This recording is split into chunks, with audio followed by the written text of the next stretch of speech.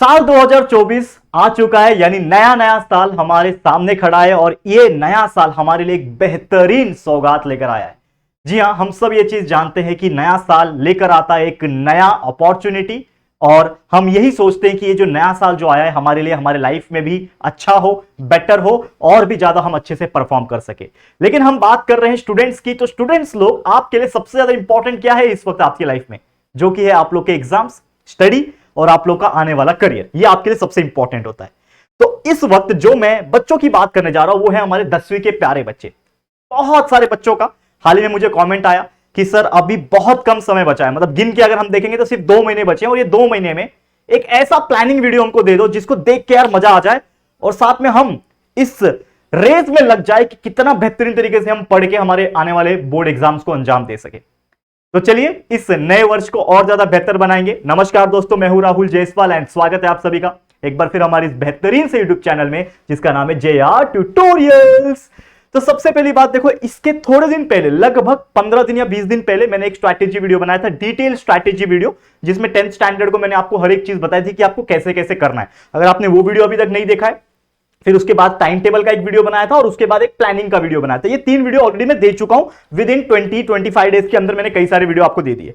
लेकिन कुछ बच्चों का ऐसा मानना था कि सर गिन के 2 महीना बचा है, आज से भी अगर काउंट करूं तो बराबर 2 महीना हमारे पास बचा है, तो ये 2 महीने में हम क्या कर सकते हैं और कैसे हम हमारे सब्जेक्ट्स को डिवाइड कर सकते हैं, कैसे हम प्लानिंग कर सकते हैं और एक टाइम मैनेजमेंट साथ में आप दे दो कि यार इतने कम समय में इतना सब्जेक्ट्स कैसे पढ़ ले, इतना सिलेबस कैसे कवर कर ले।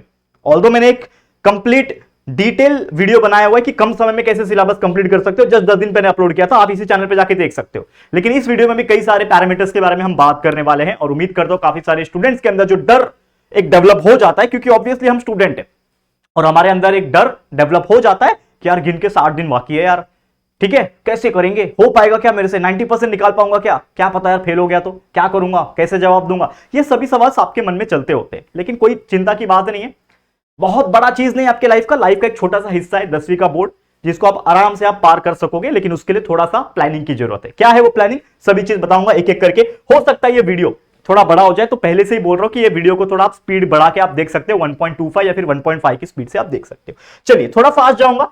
सबसे पहले कुछ इंपॉर्टेंट चीज की बात करूं कि जो लास्ट 2 मंथ है ना, ये मोर देन इनफ होता है। मैंने आपको कई बार स्टोरी बता दी है कि यार जो 2 महीना होता है 60 दिन होते हैं। अगर आप चाहोगे ना, ये 60 दिन में ऐसा कुछ कर दोगे कि आज तक आपने कभी नहीं किया। ये 60 दिन आपके लिए इतना बेनिफिशियल है कि आप अपनी दुनिया को पलट सकते हो। अगर आपने 70% का भी अगर शक्ल नहीं देखा होगा ना लाइफ में, तो भी आप 90% निकाल सकते हो बोर्ड एग्जाम में। लेकिन उस 2 महीने को कठिन परिश्रम लगाना पड़ेगा, उस 2 महीने को इस तरीके से देखना पड़ेगा कि आज तक इसके पहले आपने कभी नहीं किया। अगर आप कर लोगे तो वो जो चीज आपके माइंड में चल रही है 85, 90, 95 वो अचीव होती है, प्रैक्टिकली पॉसिबल है। ठीक है, तो सबसे पहले अपना परसेंटेज गोल बनाओ, what do you want to score. अभी 2 महीना बाकी है, आपको अभी क्लियर हो गया होगा कितने पानी में हो कितने दूध में हो। वो डायलॉग नहीं है क्या, दूध का दूध पानी का पानी हो गया होगा कि आपको पता है कि भाई 2 महीना बचा है, ये 2 महीना ही जो की है मेरे को बताएगा कि क्या होना है मेरे बोर्ड एग्जाम में। तो अभी आपको अपना कंडीशन पता है, तो उस हिसाब से आप परसेंटेज डिसाइड करो कि आप कितना स्कोर कर सकते हो ये 2 महीने की पढ़ाई कर सके। तो बहुत सारे बच्चे होंगे बोलेंगे कि यार 70 के ऊपर नहीं निकाल पाऊंगा, 80 के ऊपर नहीं निकाल पाऊंगा। लेकिन मैं बोलता हूं बच्चे 90% का टारगेट करो। अगर आप एक अच्छे बच्चे हो, अगर आपको पढ़ने में मन लगता है और आप चाहते हो कि मेरे 85, 90, 95% आए, तो 90% का मिनिमम टारगेट बना के रखना, ये अचीव होगा। एंड अपने आप पे भरोसा करो, ये मैं कई बार बोल चुका हूं, बिलीव इन योरसेल्फ। अगर आप बोल दोगे कि मैं 50-60% से कभी ऊपर नहीं निकाल पाऊंगा, तो जिंदगी भर नहीं आएगा। लेकिन आप जिस दिन बोलोगे कि आएगा तो डेफिनेटली आएगा। सेल्फ कॉन्फिडेंस, डिसिप्लिन थोड़ा रख लेना और कंसिस्टेंसी, उस चीज को डेली करो। ठीक है ना, डेली हम जैसे क्रिकेट खेलते हैं तो क्रिकेट में बेहतर होते जाते हैं, उसी प्रकार डेली पढ़ाई करते रहोगे तो पढ़ाई में भी बेहतर होते जाओगे। तो इस वीडियो में आपको स्ट्रैटेजी मिलेगा 2 फेज में, फेज 1 एंड फेज 2। इसी प्रकार के ऑलरेडी मैंने कई सारे स्ट्रैटेजी बनाए हैं, लेकिन अब जितने दिन बचे हुए उसके हिसाब से चीजें बताऊंगा। साथ में एक टाइम टेबल है, मिस मत करना, इस टाइम टेबल को मिस मत करना, जो कि वीडियो के ऑलमोस्ट मिडल पार्ट से थोड़ा सा आगे जब हम बढ़ जाएंगे उसमें बताने वाला हूं। और लास्ट में एक रिवीजन स्ट्रैटेजी, तो ये मिस मत करना बिल्कुल। स्पीड बढ़ा के देखो, कोई बात नहीं, देखो जरूर, पूरा देखना। ठीक है, चलिए सबसे पहले आ जाते हैं हमारे मेन मुद्दे के ऊपर, जो कि स्ट्रैटेजी। तो अगर अभी से हम काउंट करें दोस्तों, देखो ध्यान से, अगर अभी से काउंट करें तो वी हैव 63 डे। कैसे 63 डे है? 31 जनवरी के हैं। आज वीडियो 2 तारीख को मिल रहा होगा, कोई बात नहीं, एक दिन चला गया। कल मैंने ये वीडियो जानबूझ के नहीं डाला बिकॉज 1 तारीख था। ऑलरेडी एक वीडियो मैंने उसके ऊपर अलग से बनाया हुआ, आप देख सकते हो कि कल के दिन मैंने कौन सा वीडियो अपलोड किया था। 7वीं 8वीं 9वीं के लिए एक सरप्राइज दिया है मैंने। ठीक है, आप लोग के भी आएगा, टेंशन क्यों लेते हो। ठीक है, 31 जनवरी, 29 फरवरी, इस बार 29 है, लीप ईयर है, 29 डेज है। और मार्च में 3 तारीख को, क्यों 3 तारीख? क्योंकि 4 तारीख से आपका एग्जाम है। अगर आप इंग्लिश मीडियम के बच्चे हो तो आपका 4 तारीख से एग्जाम है। ठीक है, मेरे वर्डिंग्स पे मत जाना। अगेन आपके पास आपका हॉल टिकट आ जाएगा, उसमें देखना कि कौन से दिन कौन सा सब्जेक्ट का एग्जाम है, कितने तारीख से शुरू हो रहा है, जो हमारे पास है मैं उसके हिसाब से बता रहा हूं। तो ठीक है, तो कुल मिला के 63 डे है। अब 63 डे बोलने के लिए छोटा लगता है, लेकिन एक्चुअल में अगर आप पढ़ाई करने बैठोगे तो 63 दिन इज वेरी लंबा दिन, मतलब बहुत बड़ा दिन है। 63 डेज है दोस्तों। 63 डे में दुनिया इधर की उधर हो जाती है।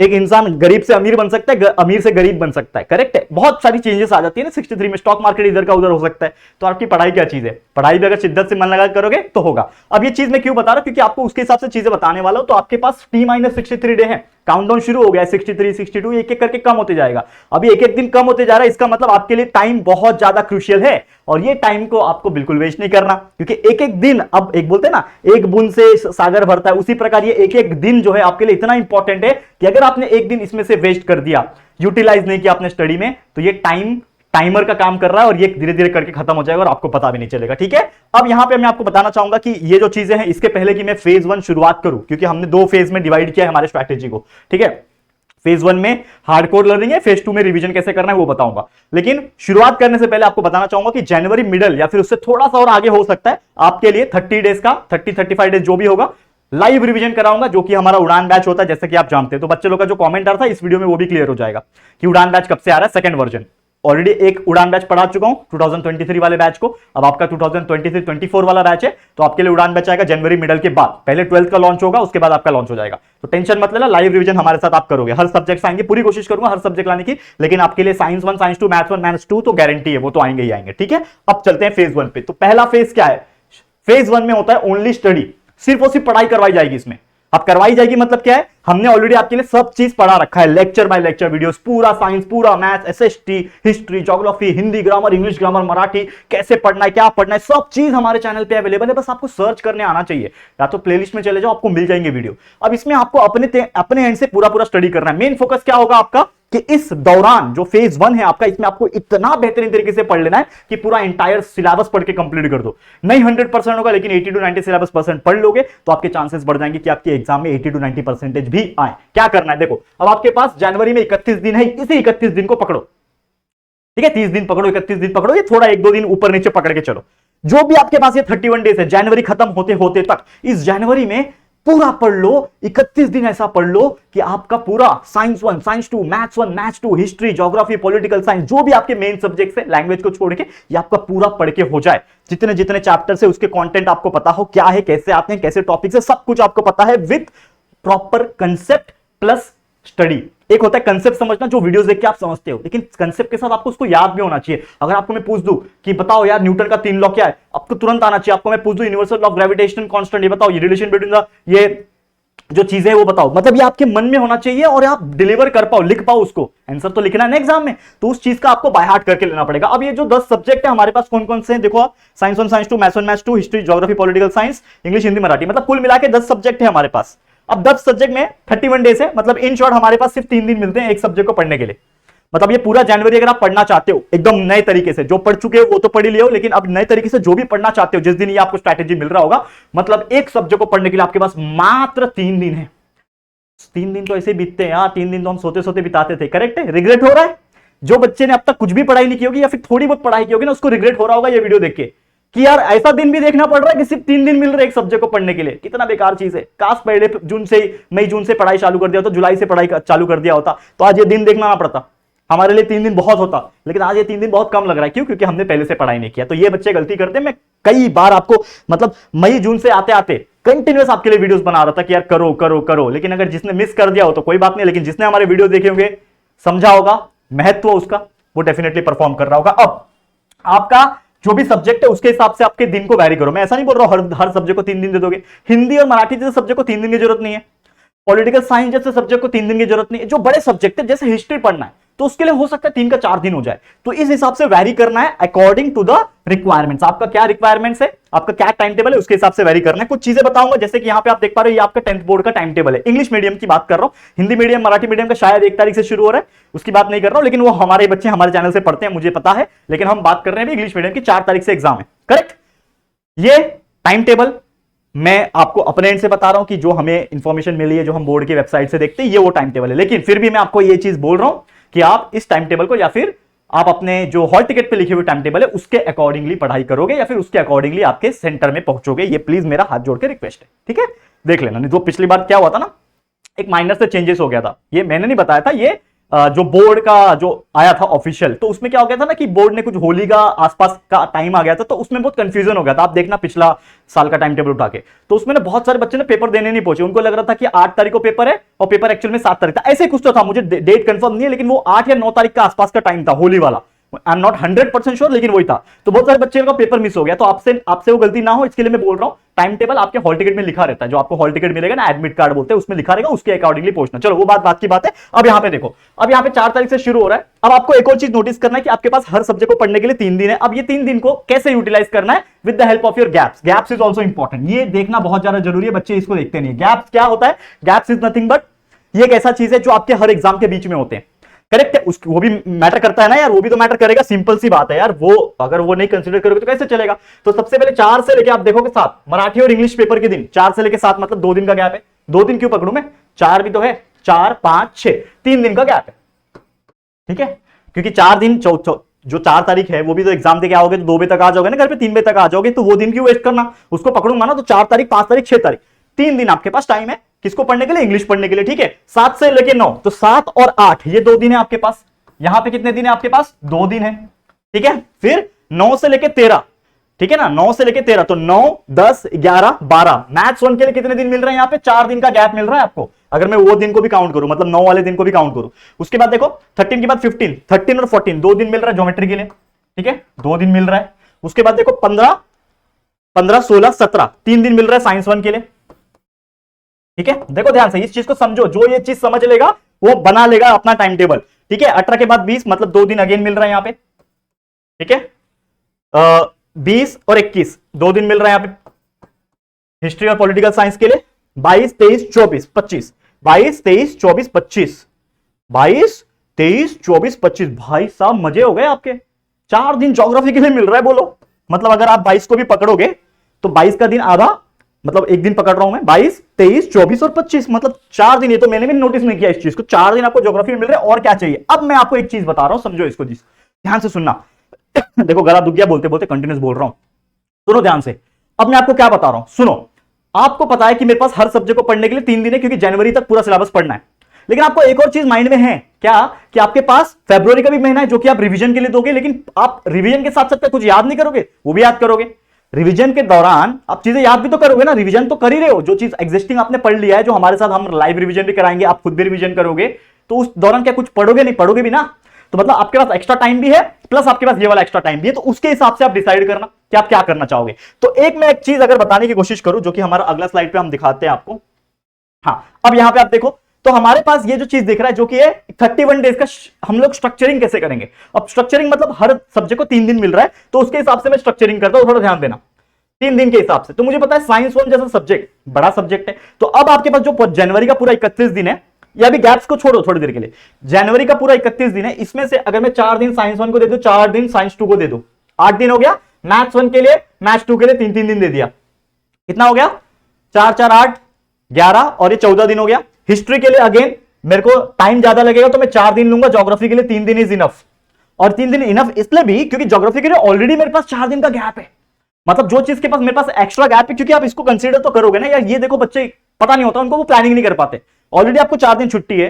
कोई बच्चा तो ऐसा रहेगा, मेरे जैसा बच्चा रहेगा, तो मैं तो पढ़ूंगी ना, ज्योग्राफी पढ़ू ही ना, थोड़ा थोड़ा पढ़ के रखू, लास्ट के 4 दिन में फाड़ दूं पूरा 4 दिन लगातार। लेकिन ऐसा गलती मत करना, हर एक का कैपेबिलिटी अलग होता है, कोई कुछ लोग को 3 दिन इनफ होता है, कुछ लोग को 10 दिन भी कम पड़ जाता है, ये चीज मैं आपको बता रहा हूं। तो ये चीज को ध्यान में रखना, गैप्स की बात कर रहा हूं। अब ये हो गया पॉलिटिकल साइंस, 2 दिन इनफ। इंग्लिश हिंदी इनको तो यार एक एक दिन दे दो बस हो जाएगा, मतलब कुछ करना ही नहीं होता इस पे, फिर भी काउंट करो, 4 4 8 12 12 और 9 21 23 24 25 26 ही हो रहे ना, 4 4 8 11 14 18 21 22 23 24 25 26 हो रहे, फिर भी 4 दिन बच रहे हैं। आप बढ़ा दो यार, आप मैथ्स को 4 4 दिन कर दो, 4 4 दिन कर दिया मैथ्स को, एक दिन इसको भी बढ़ा दो आप, ज्योग्राफी को कम पड़ रहा है तो, या फिर इसमें से उठा के आप साइंस में ट्रांसफर कर सकते हो। ये सब रफली लिख रहा हूं मैं, क्यों रफली लिख रहा हूं बताओ, हर बच्चे का अलग होगा, ये आप अपने हिसाब से बनाओ। ये स्ट्रक्चर जो मैंने बनाया आपके लिए, जो गैप मैंने छोड़ रखा था ऑलरेडी, वो स्ट्रक्चर आपके लिए है।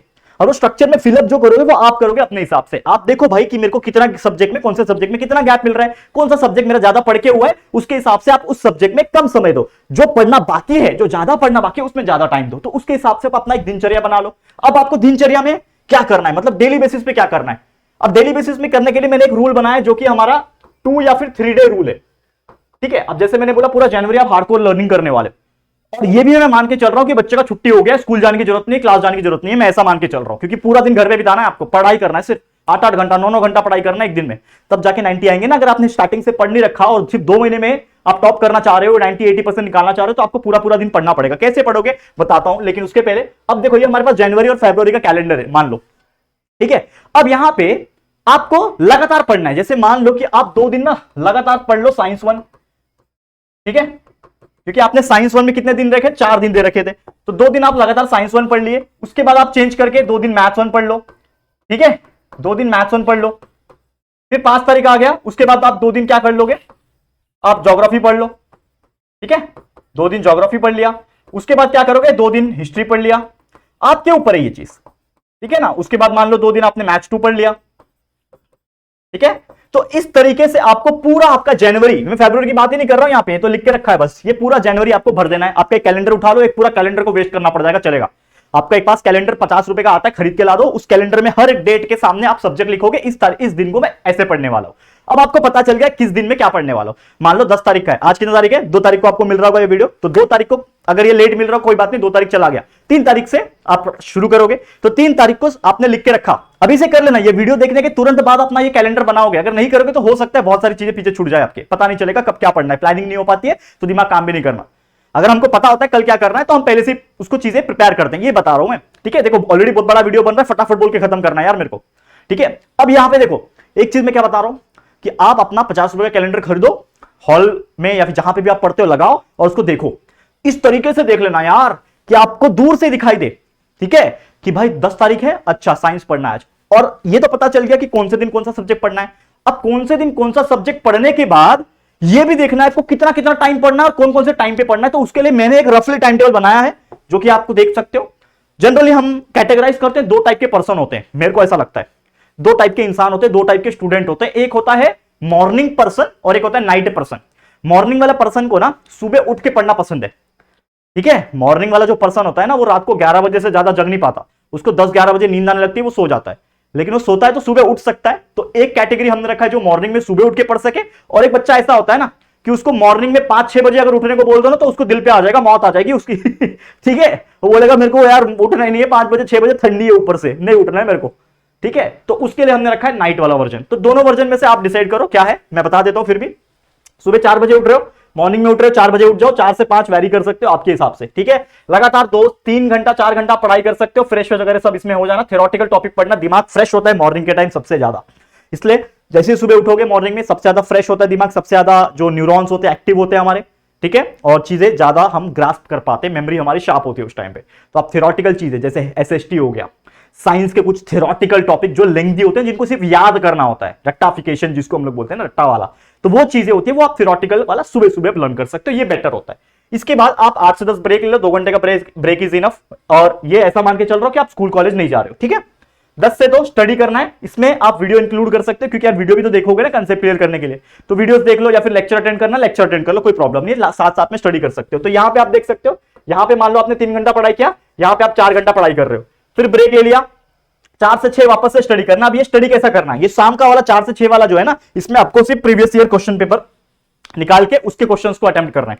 अब जैसे आपने सुबह से लेके जो पढ़ा समझ में आ गया, उसके चैप्टर्स निकालो, उस चैप्टर्स के क्वेश्चंस प्रीवियस ईयर में क्या पूछे थे, पिछले 3-4 साल के क्वेश्चन पेपर निकालो, पिछले 3-4 साल के क्वेश्चन पेपर निकालो और उसको देखो कि भाई कौन कौन से क्वेश्चंस पूछे थे, उन्हीं क्वेश्चंस को याद करना इन 2 घंटे के टाइम में। इन 2 घंटे के टाइम में उन्हीं क्वेश्चन को याद करोगे, फिर 1 घंटे का ब्रेक ले लो और फिर 7 से 9 आ जाओ मैथ्स करने के लिए। 7 से 9 मैथ्स करोगे, रात का टाइम है, हो सकता है आप सुबह से उठे होंगे तो आपको थकान हो गई होगी बॉडी में, तो ब्रेन कम काम करता है, तो उस टाइम पे आप ब्रेन कम काम कर रहा है तो उसको मैथ सॉल्व करने के लिए लगाओ, ठीक है। और ये पर्सन टू पर्सन वैरी करेगा, मैं ऐसा नहीं बोल रहा हूं जो चीज मैं बोल रहा हूं आप वर्ड टू वर्ड वही करोगे, मैं ऐसा नहीं बोल रहा हूं, आप करो अपने हिसाब से, लेकिन ये पैटर्न वैसा रखो, ठीक है। तो ये हो गया, बस कितना हो गया देखो, 3 4 7 8 9 10 11 घंटे हो रहे हैं। 11 में से 10 राउंड फिगर पकड़ो, 10 से 11 घंटा आप पढ़ रहे हो, तो देखने में लगता है बहुत पढ़ रहा है यार बच्चा, लेकिन मैं ये बोल रहा हूं कि 10 से 11 घंटा पढ़ रहा है, लेकिन कितना पढ़ेगा वो? ज्यादा से ज्यादा 1.5 महीना ही पढ़ पाएंगे ना, 1.5 से 2 महीना ही पढ़ पाओगे। तो ये 1.5 से 2 महीना ही आपके लिए इंपॉर्टेंट है। अगर आप ये कर दोगे ना 10-11 घंटा डेली का, तो देखो 90-95% कैसे नहीं आते, मैं आपको बोल सकता हूं यार, गारंटी देता हूं कैसे नहीं आएंगे। अगर आप इतना कंटिन्यूस पढ़ लोगे इस प्लानिंग के साथ, तो क्या लगता है आपको नहीं आएंगे उतने परसेंट? क्या यूपीएससी का एग्जाम है क्या 10वीं का बोर्ड? नहीं आएंगे, आएंगे ना यार, क्यों नहीं आएंगे? सेम उसी चीज रात वाले पर्सन के लिए इंप्लीमेंट होता है। रात वाला पर्सन है मतलब लेट नाइट तक जग सकता है, लेकिन सुबह उठने को कंटाल आता है। तो सुबह आपके लिए मैंने 8 बजे का टाइमिंग, मस्त सुबह आराम से उठो 8 बजे, ठीक है। 8:30 बजे तक फ्रेश वगैरह होके 12 बजे तक पढ़ाई करो। यहां पे आपका लगभग 3.5 घंटा, ठीक है, 3.5 घंटा हो गया, 3.5, ठीक है। थ्योरेटिकल टॉपिक पढ़ना, अगेन सुबह उठोगे माइंड फ्रेश रहता है, थ्योरेटिकल टॉपिक्स आप में वीडियो इंक्लूड कर सकते हो, ठीक है। फिर यहां से 3 घंटा वापस पढ़ रहे हो आप, जिसमें आप वीडियो प्लस स्टडी कर सकते हो। थ्योरेटिकल साइंस पढ़ सकते हो, साइंस ज्यादा बेटर होता है दोपहर वगैरह में पढ़ना, ये मैं अपने हिसाब से बोल रहा हूं। 7 से 9 मैथ्स कर सकते हो। यहां पे भी आप देख सकते हो कितना घंटा हो रहा है आपके, 2 घंटा, ठीक है। और रात में आप मैथ्स वगैरह सॉल्व करना है, जो करना है आप कर सकते हो। इसमें ये आपके लिए ऑप्शनल है, नींद आ रही है सो जाओ, कोई बात नहीं। लेकिन आप जैसे कि मैंने बोला, जितना ज्यादा आप करोगे उस चीज को 10 से, क्योंकि आप सुबह लेट उठ रहे हो ना, तो एटलीस्ट 1 बजे तक तो पढ़ाई कर सकते हो ना, 2 बजे तक भी कर सकते हो। तो वो करो, याद करो चीजों को, मैथ सॉल्व करो, जो भी है प्रीवियस ईयर क्वेश्चन पेपर निकालो इस टाइम पे सॉल्व करो ये सब चीज। तो यहां पे भी आपके लगभग 2 घंटा, 2 2 4 5 6 7 और ये 10 10.5 घंटा यहां पे भी हो रहे हैं, और यहां पे भी लगभग 10-11 घंटे हो रहे हैं। तो आपको जो अच्छा लगे आप फॉलो करो, उसमें कम ज्यादा करना है, टाइमिंग बढ़ाना है, बढ़ाओ तो मत, बहुत ज्यादा हो जाएगा, नहीं तो दिमाग पे प्रेशर आता है, कम करो चलेगा, ये आप कर सकते हो, ठीक है। समझ में आ गया? अब आ जाते हैं फेज 2 पे। ये हो गया फेज 2। इस तरीके से पूरा जनवरी भर पढ़ लोगे तो आपका लगभग 80-90% सिलेबस आपका याद करके हो जाएगा, पढ़ के हो जाएगा। जैसे जनवरी खत्म, फरवरी आ गया, फरवरी में 90% 80% फोकस करना कि भैया सिर्फ रिवीजन करना है, नई चीजों को याद कम करना। नेसेसरी हो, इंपॉर्टेंट चीज हो तो उसको याद करने जाएंगे, अदरवाइज बस जो पढ़ा हुआ चीज है उसको ही रिवाइज करेंगे। तो ये जो लास्ट का 30 डेज है, इसमें हम लोग रिवीजन करेंगे 10 सब्जेक्ट के हिसाब से, 30 दिन के हिसाब से। 10 सब्जेक्ट है आपके, तो लगभग हर सब्जेक्ट को 3-3 दिन दे देना है चुपचाप से, ठीक है, बराबर। हर सब्जेक्ट को 3-3 दिन रिवाइज करना है, जिसमें आपको पूरा का पूरा फ्लैशबैक याद आ जाएगा कि आपने पूरा जनवरी भर या फिर उसके पहले क्या पढ़ा। ये इस तरीके से आपको करना है, अच्छे तरीके से रिवाइज करना। और जैसे कि आप जानते हैं कि जनवरी मिडल से ही या फिर जनवरी के सेकेंड हाफ से, ठीक है ना, मतलब जैसे ही मिडल बीत जाएगा जनवरी का, हम आपके लिए लेकर आ रहे हैं हमारा एक लाइव रिवीजन, जिसका नाम क्या है, उड़ान बैच। ये याद रखना, उड़ान बैच 2.0, यानी एक हमारा बेहतरीन लाइव रिवीजन होता है, जिसमें हम खुद आके लाइव सिखाते मतलब रिवाइज कराते हैं चीजों को। तो हर चैप्टर को हम रिवाइज कराएंगे, उसके इंपॉर्टेंट टॉपिक्स, कुछ इंपॉर्टेंट क्वेश्चंस भी साथ में देंगे, जो आपके लिए हेल्प करेगा।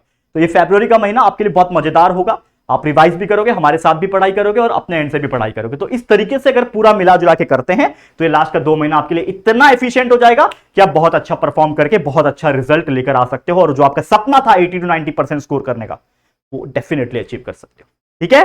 क्लियर? तो ऑलरेडी चलो बहुत बड़ा वीडियो बन गया, इस वीडियो को इसी के साथ एंड करेंगे। लेकिन बस जाते जाते इतना ही बोलना चाहूंगा, बहुत मेहनत कर रहे हैं हम आपके लिए, जो कि आप देख भी पा रहे होंगे, और पूरा इंटायर सिलेबस एक नहीं 2-2 बार पूरा पढ़ा के कंप्लीट किया हुआ है।